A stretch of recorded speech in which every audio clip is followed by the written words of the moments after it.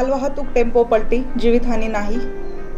आज दिनांक 5 मे रोजी सकाळी 8:25 वाशी भाजी मार्केटवरून येणारा MH01 CV 9343 भाजीमाल वाहतूक टेम्पो वीर जिजामाता भोसले मार्ग घाटकोपर मानखुर्द जोड रस्ता म्हाडा कॉलनी येथे चालकाचे नियंत्रण सुटल्याने मालाच्या अवजड वजनाने पलटी होऊन अपघात झाल्याची घटना घडली आहे।